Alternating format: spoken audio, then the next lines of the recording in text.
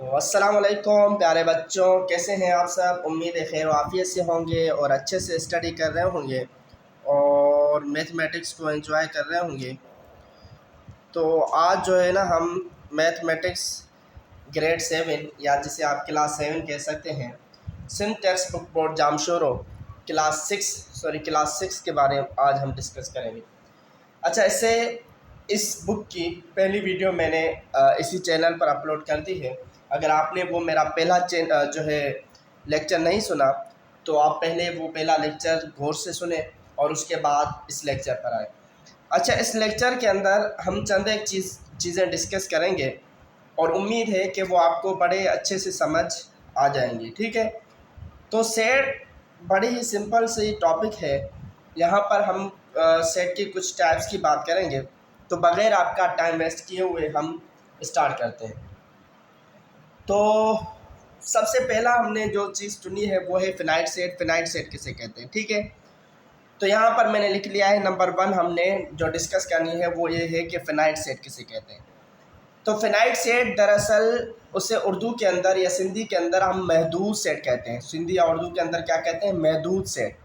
अब महदूद सेट किसे कहते हैं, महदूद सेट उस सेट को कहते हैं जिसकी कोई हद हो, जिसका कोई इख्तिताम हो, जिसे हमें पता हो कि ये यहाँ तक है। ठीक है, तो मैंने एक सेट आपके सामने लिख लिया जिसके एलिमेंट्स लिखे हैं 1 2 3 डैश अप टू 100, यानी कि 1 से लेकर 100 तक, यानी कि इसकी हद हमें पता है। इसकी हद क्या है, 100 तक है, इससे आगे नहीं है। तो हमें पता है, हमें मालूम हो जाएगा कि ये कौन सा सेट है, ये सेट हो जाएगा फिनाइट सेट। ये कौन सा सेट हो जाएगा, ये फिनाइट सेट हो जाएगा। मिसाल के तौर पर हमारे पास हो 2 4 6 अप टू जितने भी, ठीक है, 1 लाख हो गया, 10,000 हो गया। ठीक है, तो ये भी हमारे पास क्या है, फिनाइट सेट है, क्योंकि हमें हद पता है कि ये 10,000 तक है, ये 10,000 तक ही है। मिसाल के तौर पर अगर मैं कहूँ ABC अप टू Z, तो ये भी हमारे पास क्या होता है, फिनाइट सेट होता है, क्योंकि हमें मालूम है कि भाई Z तक ये ख़त्म हो रहा है। अच्छा, यहाँ पर अगर ऐसे भी हो ना ABC डैश, तो ये भी हमारे पास फिनाइट सेट ही होता है। क्यों, क्योंकि हमें पता है ABC कहाँ तक है, ABC Z तक ही होता है। ठीक है, तो ये हमारे पास पहली चीज़ थी, वो क्या थी, फिनाइट सेट। उम्मीद है आपको समझ आ गई होगी। इसका अपोजिट जो है, इसका अपोजिट है इनफिनाइट सेट। इसका अपोजिट क्या है, इनफिनाइट सेट। इनफिनाइट सेट को डिस्कस कर लेते हैं।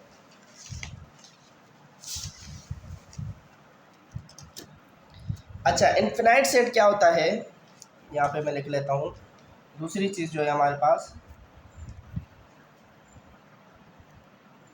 इनफाइनाइट या इनफिनाइट सेट।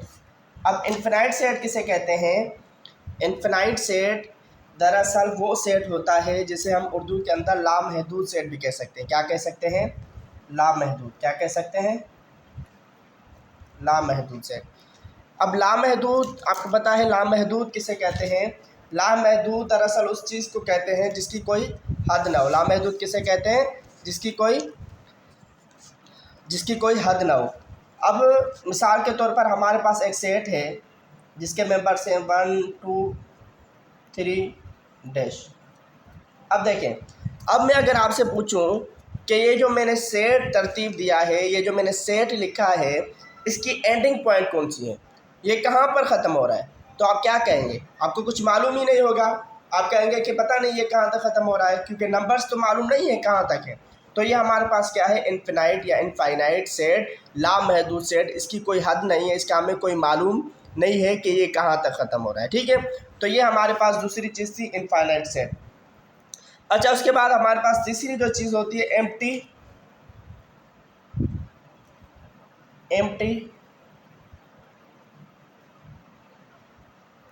एम्प्टी सेट को हम नल सेट भी कहते हैं, एम्प्टी या नल सेट। ठीक है, अब एम्प्टी या नल सेट किसे कहते हैं। अच्छा, इसकी साइन पर बता दूं, इसको हम इस तरीके से भी लिख सकते हैं और इस तरीके से भी लिख सकते हैं। इसका मतलब क्या होता है, एम्प्टी सेट या नल सेट। अब एम्प्टी सेट या नल सेट किसे कहते हैं, वो सेट जिसमें कोई भी एलिमेंट मौजूद ना हो, वो सेट जिसके अंदर कोई भी एलिमेंट मौजूद ना हो, उसे हम एम्प्टी सेट या नल सेट कहेंगे। मिसाल के तौर पर हमारे पास एक सेट है, सेट ए, नाम दे देते हैं सेट ए, ठीक है।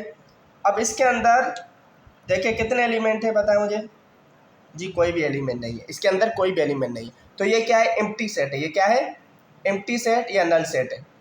ये क्या है, एम्प्टी सेट है।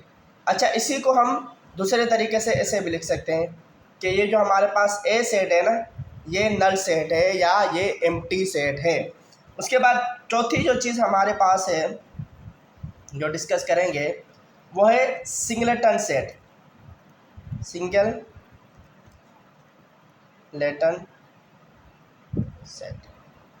अब सिंगलेटन सेट किसे कहते हैं, ऐसा सेट जिसके अंदर सिर्फ और सिर्फ एक एलिमेंट मौजूद हो। ऐसा सेट जिसके अंदर सिर्फ और सिर्फ एक सेट एलिमेंट एक से जो है एलिमेंट मौजूद हो, उसे सिंगलेटन सेट कहते हैं। मिसाल ए सेट है, इसके अंदर वन एलिमेंट है। मिसाल के तौर पर बी सेट है जिसके अंदर एक ही एलिमेंट है ए। मिसाल के तौर पर सी सेट है जिसके अंदर एक ही एलिमेंट है जेड। तो ये तीनों सेट्स के अंदर कितने एलिमेंट्स मौजूद हैं, अगर आप देखेंगे तीनों सेट्स के अंदर सिर्फ और सिर्फ वन एलिमेंट मौजूद है।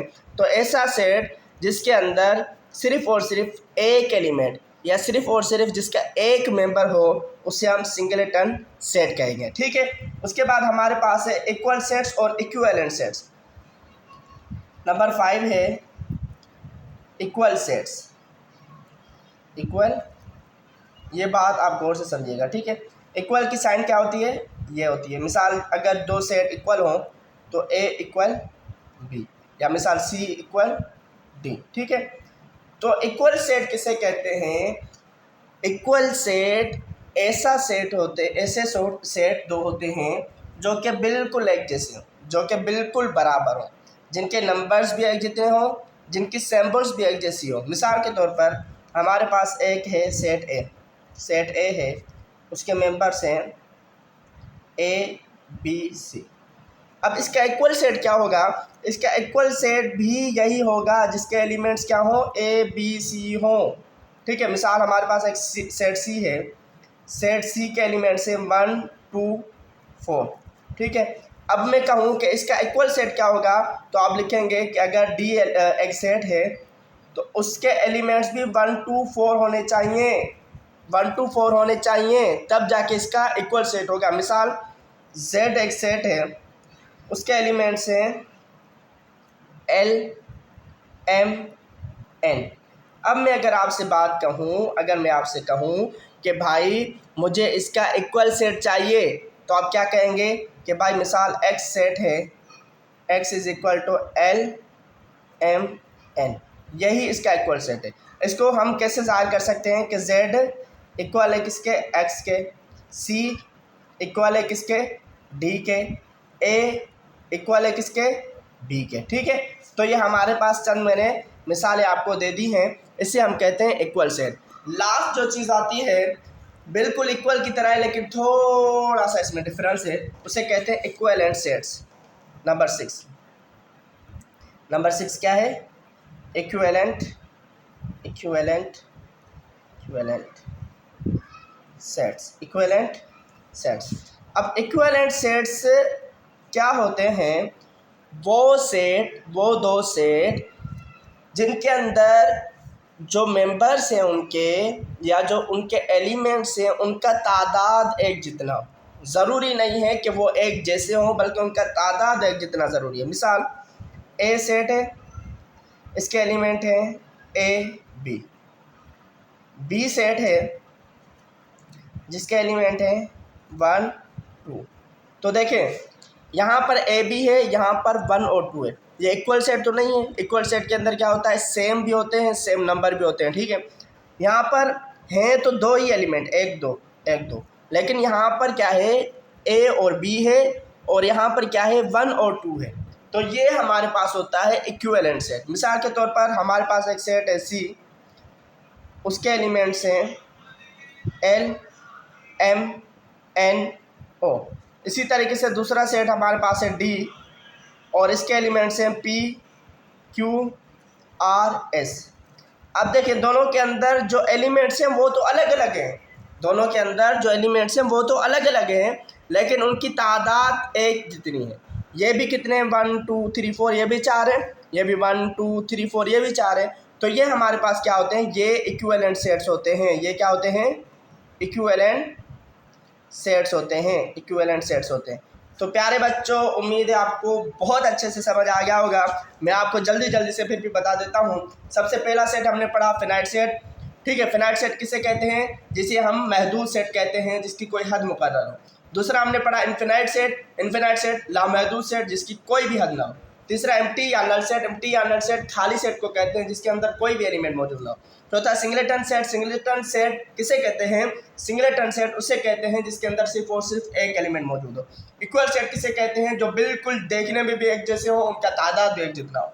इक्विवेलेंट सेट किसे कहते हैं, इक्विवेलेंट सेट वो सेट होते हैं, इक्विवेलेंट सेट्स वो सेट्स होते हैं जिसकी तादाद तो एक जितनी हो लेकिन दिखने में भले एक जैसे ना हो। तो प्यारे बच्चों, उम्मीद है ये लेक्चर आपको समझ आ गया होगा, बहुत अच्छा लगा होगा। तो अगर आपको मेरे वीडियोस अच्छे लगते हैं तो लाइक करें, कमेंट्स करें, मेरे चैनल को सब्सक्राइब करें और बेल के आइकन को दबाना मत भूलें, ताकि जब भी कोई न्यू आने वाली वीडियो हो वो नोटिफिकेशन के ज़रिए आप तक पहुंच सके। तो मिलते हैं इंशाल्लाह अगले वीडियो के साथ, तब तक के लिए अल्लाह हाफ़िज़।